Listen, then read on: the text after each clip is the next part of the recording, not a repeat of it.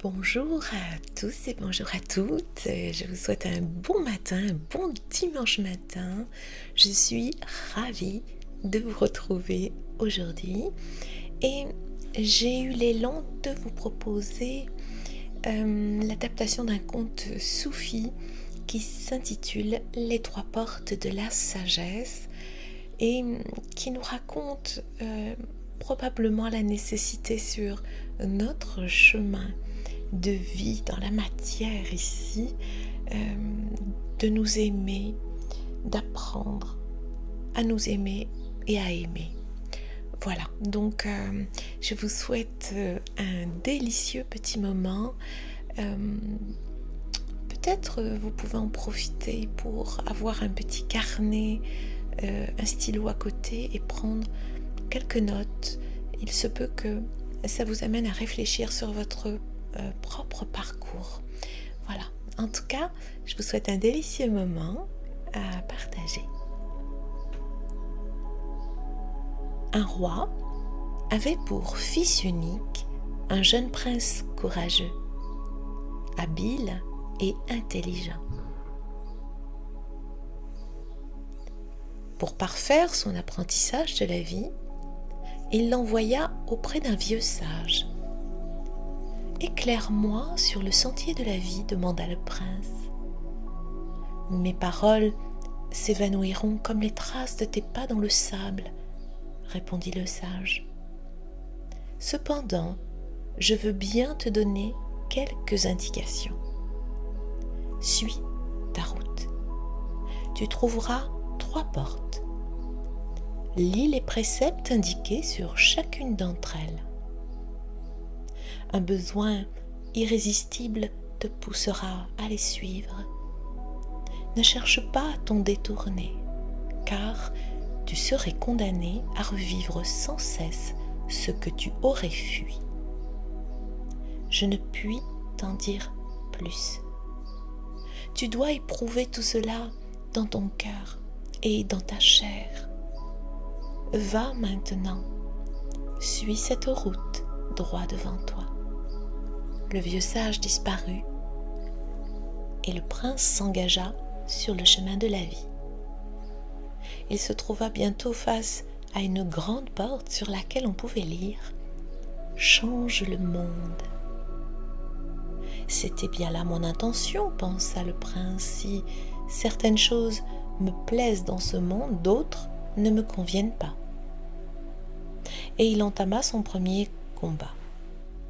Son idéal, sa fougue et sa vigueur le poussèrent à se confronter au monde, à entreprendre, à conquérir, à modeler la réalité selon son désir. Il y trouva le plaisir et l'ivresse du conquérant, mais pas l'apaisement du cœur. Il réussit à changer certaines choses, mais beaucoup d'autres lui résistèrent. Bien des années passèrent. Un jour, il rencontra le vieux sage qui lui demande « Qu'as-tu appris sur le chemin ?»« J'ai appris, répondit le prince, à discerner ce qui est en mon pouvoir et ce qui m'échappe, ce qui dépend de moi et ce qui n'en dépend pas. »« C'est bien, dit le vieil homme. Utilise tes forces pour agir sur ce qui est en ton pouvoir. Oublie ce qui échappe à ton emprise. » Et il disparut. Peu après, le prince se trouva face à une seconde porte sur laquelle on pouvait lire « Change les autres ».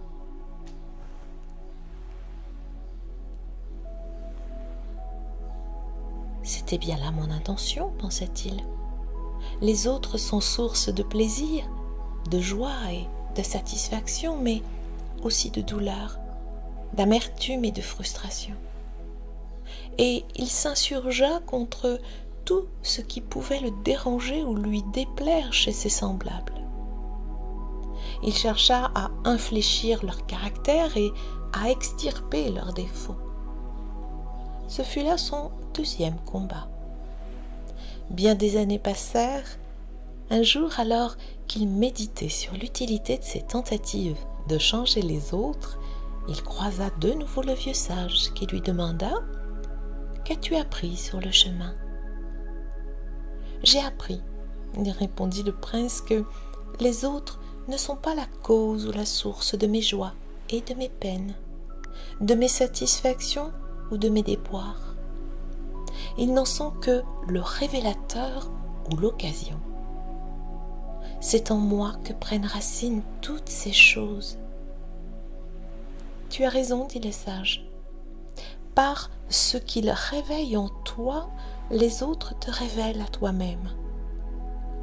Sois reconnaissant envers ceux qui font vibrer en toi joie et plaisir. Mais sois-le aussi envers ceux qui font naître en toi souffrance ou frustration. Car à travers eux, la vie t'enseigne ce qui te reste à apprendre et le chemin que tu dois encore parcourir. Et le vieil homme disparut. Peu après, le prince arriva devant une porte où figuraient ces mots « Change-toi toi-même ». Si je suis moi-même la cause de mes problèmes, c'est bien ce qui me reste à faire, se dit-il. Et il entama son 3e combat. Il chercha à infléchir son caractère, à combattre ses imperfections, à supprimer ses défauts, à changer tout ce qui ne lui plaisait pas en lui, tout ce qui ne correspondait pas à son idéal. Après bien des années de ce combat, où il connut quelques succès, mais aussi des échecs et des résistances, le prince rencontra le sage qui lui demanda « Qu'as-tu appris sur le chemin ?» « J'ai appris, répondit le prince, qu'il y a en nous des choses qu'on peut améliorer, d'autres qui nous résistent et qu'on n'arrive pas à briser. »« C'est bien, dit le sage. »« Oui, poursuivit le prince, mais je commence à être las de me battre contre tout, contre tous, contre moi-même. Cela ne finira jamais. Quand trouverai-je le repos? J'ai envie de cesser le combat, de renoncer, de tout abandonner, de lâcher prise. C'est justement ton prochain apprentissage, dit le vieux sage. Mais avant d'aller plus loin, retourne-toi et contemple le chemin parcouru. Et il disparut. Regardant en arrière, le prince vit dans le lointain la 3e porte et s'aperçut qu'elle portait sur sa face arrière une inscription qui disait « Accepte-toi toi-même ». Le prince s'étonna de ne point avoir vu cette inscription lorsqu'il avait franchi la porte la première fois, dans l'autre sens. Quand on combat, on devient aveugle. Il vit aussi, gisant sur le sol, éparpillé autour de lui, tout ce qu'il avait rejeté et combattu en lui. Ses défauts, ses ombres, ses peurs, ses limites, tous ses vieux démons. Il apprit alors à les reconnaître, à les accepter, à les aimer. Il apprit à s'aimer lui-même sans plus se comparer, se juger, se blâmer. Il rencontra le vieux sage à nouveau qui lui demanda « Mais alors, qu'as-tu appris sur le chemin ?»« J'ai appris, répondit le prince, que détester ou refuser une partie de moi, c'est me condamner à ne jamais être en accord avec moi-même. J'ai appris à m'accepter moi-même totalement, inconditionnellement. » « C'est bien, dit le vieil homme, c'est la première sagesse. Maintenant, tu peux repasser la 3e porte. » À peine arrivé de l'autre côté, le prince aperçut au loin la face arrière de la 2e porte et y lut « Accepte les autres ».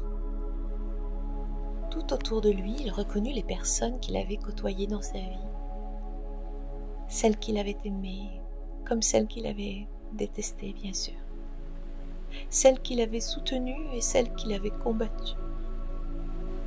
Mais à sa grande surprise, il était maintenant incapable de voir leurs imperfections, leurs défauts, ce qui autrefois l'avait tellement gêné et contre quoi il s'était battu. Il rencontra à nouveau le vieux sage. « Qu'as-tu appris sur le chemin ?» demanda ce dernier. « J'ai appris, » répondit le prince, « qu'en étant en accord avec moi-même, je n'avais plus rien à reprocher aux autres, plus rien à craindre d'eux. J'ai appris à accepter et à aimer les autres, totalement, inconditionnellement. » C'est bien, dit le vieux sage, c'est la seconde sagesse. Tu peux franchir à nouveau la deuxième porte. Arrivé de l'autre côté, le prince aperçut la face arrière de la première porte et il lut « Accepte le monde ». Curieux, se dit-il, que je n'ai pas vu cette inscription la première fois. Il regarda autour de lui et reconnut ce monde qu'il avait cherché à conquérir, à transformer, à changer. Il fut frappé par l'éclat et la beauté de toutes choses, par leur perfection. C'était pourtant le même monde qu'autrefois. Était-ce le monde qui avait changé ou son regard? Il croisa le vieux sage et lui demanda « Qu'as-tu appris sur le chemin ?» « J'ai appris, dit le prince, que le monde est le miroir de mon âme. Que mon âme ne voit pas le monde, elle se voit dans le monde. Quand elle est enjouée, le monde lui semble gai. Quand elle est accablée, le monde lui semble triste. Le monde, lui, n'est ni triste ni gai, il est là. Il existe, c'est tout. Ce n'était pas le monde qui me troublait, mais l'idée que je m'en faisais. J'ai appris à accepter sans le juger, totalement, inconditionnellement. C'est la troisième sagesse, dit le sage. Te voilà à présent en accord avec toi-même, avec les autres et avec le monde. Un profond sentiment de paix, de sérénité, de plénitude envahit le prince et le silence l'habita. Tu es prêt maintenant à franchir le dernier seuil, dit le sage, celui du passage du silence, de la plénitude à la plénitude du silence. Et le sage disparut. Voilà, chers amis, c'était la sagesse du dimanche qui nous ramène sur cette idée que, comme le disait un de mes maîtres que j'adore, Jacques Salomé, la porte ne peut s'ouvrir que de l'intérieur. Et que, comme le dit l'adage, tout ce à quoi nous résistons, bien sûr, persiste. Tout ce qui nous affecte s'infecte. Tout ce que l'on fuit nous poursuit. C'est tout le chemin de l'accueil de l'expérience ici-bas, de l'acceptation pleine entière dans notre chemin, comme pour nous rappeler notre feuille de route ici. Voilà, écoutez, je vous souhaite que le meilleur soit sur votre chemin. Soyez créateur, initiateur du chemin et de ce que vous voulez vivre demain. N'ayez pas peur de regarder en dedans, de venir introspecter cette terre intérieure, cette maison intérieure qui vous révélera à vous-même. Je vous embrasse, je vous dis à tout bientôt avec tout mon amour.